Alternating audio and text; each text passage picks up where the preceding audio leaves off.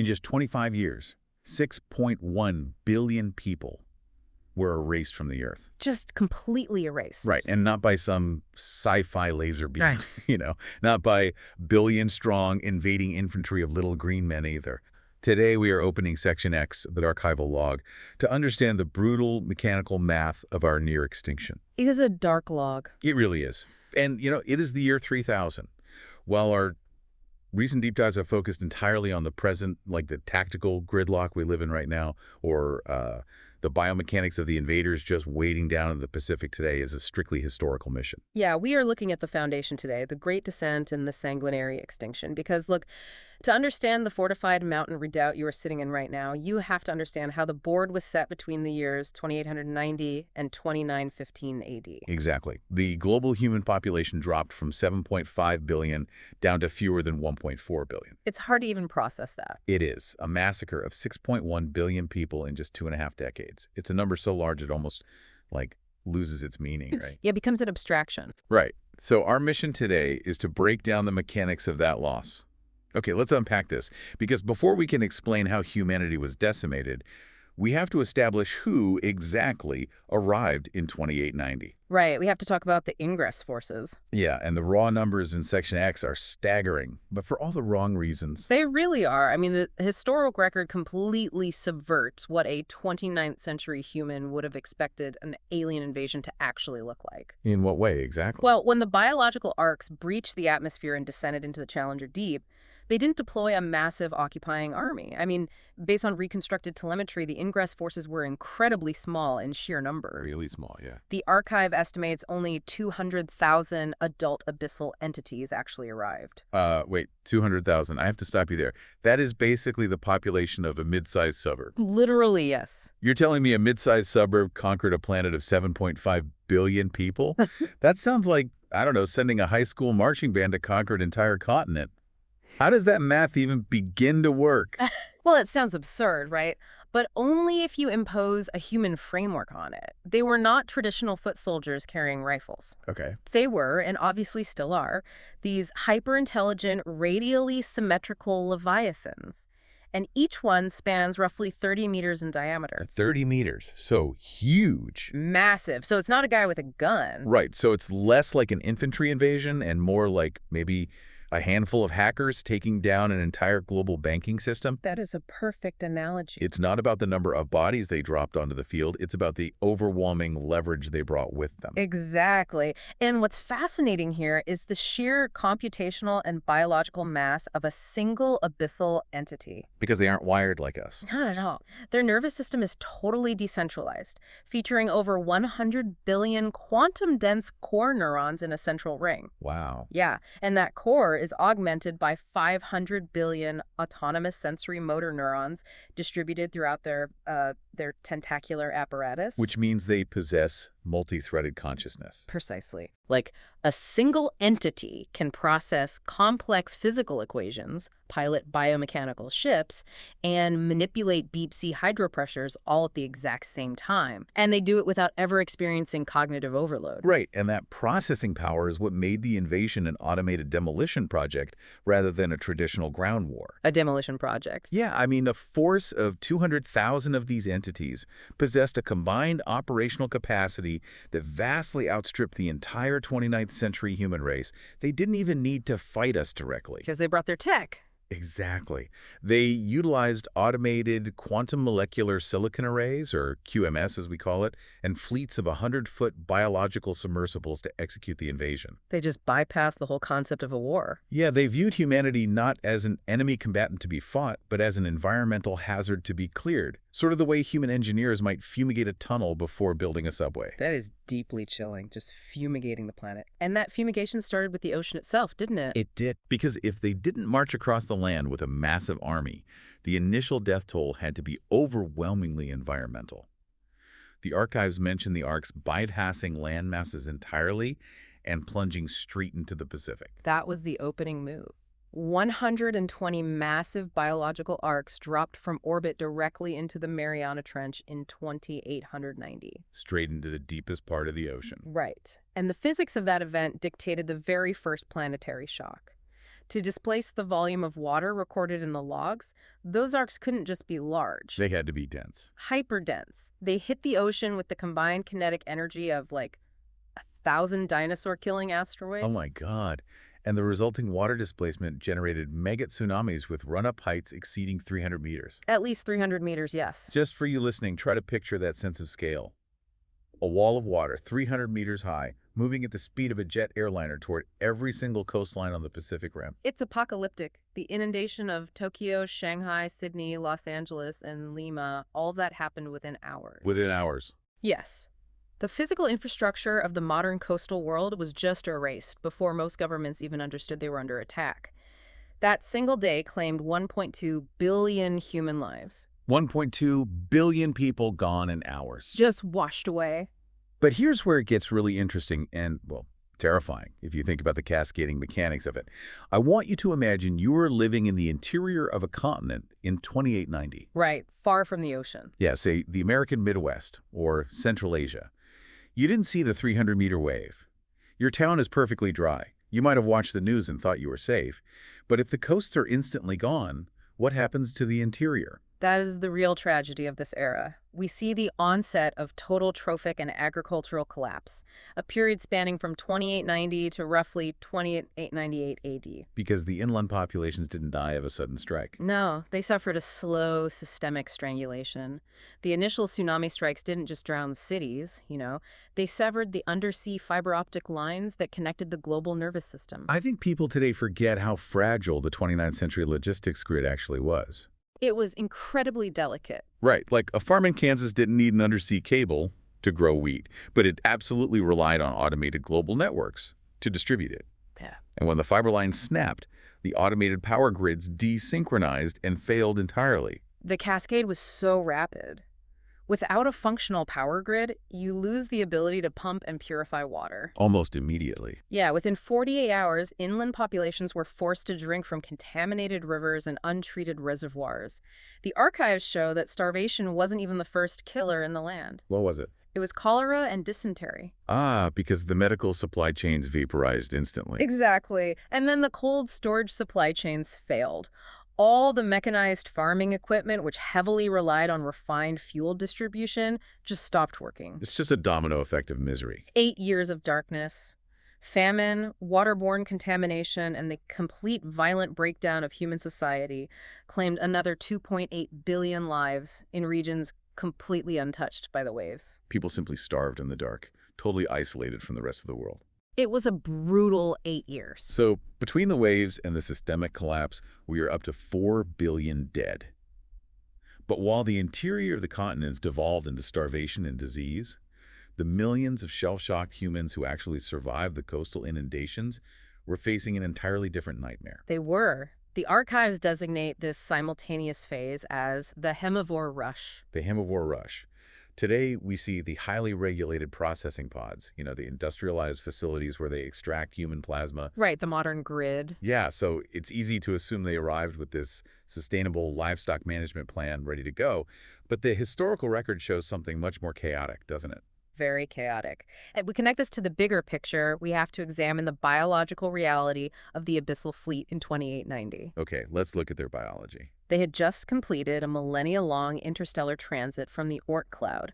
And during that journey, their artificial protein synthesizers suffered a catastrophic failure. Oh, wow. I actually didn't realize that. Yeah, it's a crucial detail. When they breached our atmosphere, they weren't just looking for territory to conquer. They were suffering from acute, desperate plasma starvation. They were starving.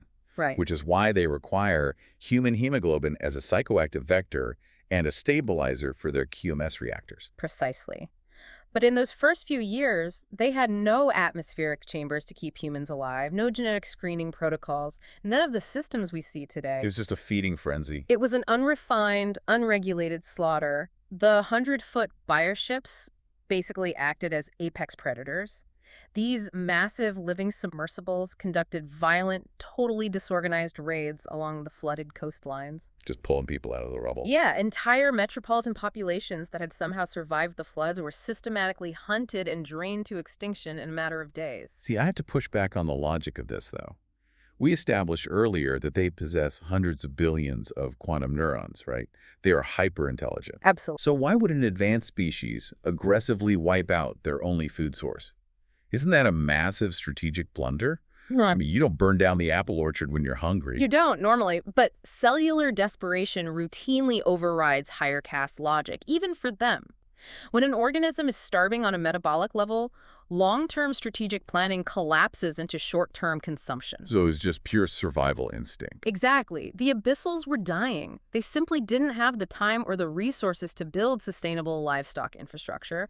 They gorged themselves simply to stabilize their immediate biological and reactor needs. Just buying themselves time. Yeah. And the cost of that biological desperation was an estimated 1.5 billion human captives, dead from fatal exsanguination and acute physiological shock. 1.5 billion. So the herbivore rush brings our terrifying math to 5.5 billion dead. Waves, starvation, and exsanguination. It's bleak. But, by 2900, the remnants of the global governments must have recognized the existential threat. Humanity still had armored divisions, right? Fighter jets, heavy artillery. They mobilized for a massive ground counteroffensive to take back the coasts. They did mobilize, yes. And they were immediately annihilated in a phase known as the coastal purgation, which lasted until 2915. Immediately annihilated. Yeah, the human military doctrine of the era was entirely unprepared for how the Abyssals controlled a battlefield. The invaders completely refused to field infantry to trade bullets with human soldiers. Well, because their soft tissue relies on internal hydrostatic counterpressure, right? They can't physically survive outside their pressurized bioships anyway. Exactly. So if they aren't stepping out onto the battlefield, how do they push back heavy human armor? They deployed localized barotrauma weapons powered by their quantum molecular silicon arrays. The QMS tech again. Yes. By restructuring silicon at the quantum level, they essentially turned the sand and microchips on our coastlines into localized gravity walls. Wait, barotrauma. I always associate that with, scuba divers getting the bends, not tanks on a battlefield. It's the same principle, just weaponized on a massive scale. How do you weaponize air pressure against a heavily armored battalion? Through incredibly violent atmospheric manipulation, the QMS arrays allowed the invaders to physically alter the localized air density and gravity fields along the continental margins. So they change the atmosphere itself. Right. Human army formations weren't outgunned by superior lasers or conventional explosives. They were physically crushed. Crushed. Yes. The invaders would point a QMS array at a grid square and trigger a violent pressure spike, instantaneously increasing the localized air density to 3 atmospheres or higher. Oh my God. The air itself became a crushing weight. Because, I guess, armor is utterly useless, so the atmosphere inside the tank suddenly condenses and crushes the crew. Exactly. Lungs would collapse instantly. Fatal pulmonary barotrauma within seconds. That is horrifying. Or they would do the opposite. They would invert the effect, disrupting the atmospheric density so severely that entire divisions simply suffocated where they stood. There was no air to breathe. And how many died in this counteroffensive? Another 600 million lives were erased in those military purges. The ground was decisively lost. 600 million. We all know the human alliance only fields a Navy and an Air Force today. It's just a fact of life for us. Right. But looking at Section X, you realize this isn't a stylistic military choice. It's a trauma response. Traditional terrestrial infantry and ground armies were fundamentally rendered obsolete during the coastal purgation. Completely obsolete. There is zero tactical value in fielding a ground army when the enemy can pull the atmosphere down onto your troops like an anvil. None whatsoever. And the failure of that ground counteroffensive brings the total loss of life to 6.1 billion human beings by the year 2915. Which honestly begs the ultimate question. Looking at this relentless cascade of death, how did humanity not simply hit zero? 6.1 billion dead in 25 years. How did anyone survive to build the pressurized bulkheads and high-altitude facilities we live in right now? Well, the near-extinction event halted strictly because of cold logistical calculation. Not mercy. No, definitely not mercy. The Abyssal High Command finally stabilized their immediate metabolic needs and realized that total human extinction would guarantee their own demise. Because they needed the plasma. Right. Without a renewable source of human red blood cells, their QMS reactor stabilizers would eventually fail entirely. They realized they couldn't just keep hunting, they had to start farming. Exactly. And this logistical pivot created the split fate of humanity in 2915. The split fate. Yes. The invaders corralled the surviving coastal populations, roughly 750 million people, and forced them into the newly constructed automated processing pods. And that's what we still see today. Yeah, this initiated the industrialized slave grid we know now, using hypobaric chambers to force captive human bodies to overproduce red blood cells for continuous extraction. Those 750 million became a trapped, managed resource. But there was another group, wasn't there? There was the remaining 450 million uncaptured humans. The people who survived the starvation watched the armored divisions get crushed by atmospheric pressure and realized the lowlands were absolute death traps. They fled upward. Upward, exactly. They retreated to high-altitude mountain zones across the globe, places like the Swiss Alps, the Tibetan Plateau, the Rocky Mountains, specifically elevations above 2,500 meters above sea level. And this wasn't an arbitrary line on a map. No, this raises an important question. Why 2,500 meters? Why did that specific altitude become the absolute dividing line for human survival? It comes down to the biology of the invaders. We established earlier that they are extreme pisophiles. They evolved to survive under immense deep-sea pressure. Correct. Even enclosed in their 100-foot armored bioships, which, remember, are designed to maintain that crushing deep-sea pressure internally, they are still incredibly massive, heavy, aquatic constructs. So if they try to fly their bioships up into the thin air of the Rockies, it's like a human trying to walk on the bottom of the Mariana Trench without a pressure suit. That's a great way to put it. The physics completely turn against their biology. The air at 2,500 meters is simply too thin to support their mass, and their localized gravity manipulation becomes highly inefficient in that atmosphere. They cannot easily project force or maintain propulsion at those altitudes. Exactly. The thin air was the single geographical advantage humanity had left. And up there, in the freezing, oxygen-deprived peaks, the remnants of the old nation-states finally dissolved. The borders were gone. Because survival was the only thing that mattered. Right. Out of that sheer desperation, the human alliance was officially formed. A united front tasked with one singular objective, the continuation of our species. They began carving deep into the rock, building the fortified mountain redoubts that shield the remaining free human population. Our current home. Right. So what does this all mean? We've walked through the Great Descent, we've examined the staggering arithmetic of the sanguinary extinction.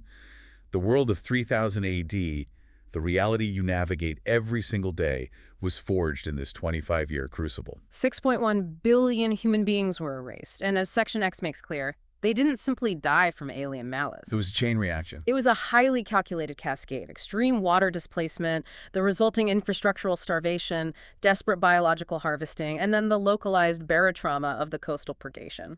Understanding this brutal arithmetic is the key to understanding the foundation of the world you inhabit. You really have to know the history. You do. Every time you walk down a pressurized corridor, every time you look out over the fortified mountain ridges, you are standing on the legacy of those 450 million who climbed above the 2,500-meter line. The history isn't just sitting in an archival log, it's in the altitude of the very room you are sitting in. That history dictates our military doctrine, our architectural reality, and our daily survival. But I want to leave you with a final, chilling question to mull over, something that builds on the very mechanics we just dissected. Let's hear it. The human alliance survived by fleeing to elevations above 2,500 meters, relying entirely on the physical limitation that abyssal bioships struggle in our thin atmosphere. It is our absolute geographic shield. Our only shield, really. Right. But if the invaders already used their quantum molecular silicon arrays to manipulate localized air density and gravity on the coastlines back in 2900, Right. what happens if they aren't just sitting idle in the Pacific? What happens if they are currently down in the deep, figuring out how to scale that exact technology? What happens to the human alliance if the Abyssals eventually learn to artificially increase the atmospheric pressure around the mountain redoubts themselves? If they manage to bring the crushing pressure of the deep up to the peaks, our sanctuary becomes a trap we can never escape. A terrifying thought to take with you as you look out at the clouds today. Thank you for joining us for this archival deep dive into Section X. Stay vigilant, stay informed, and we will see you next time.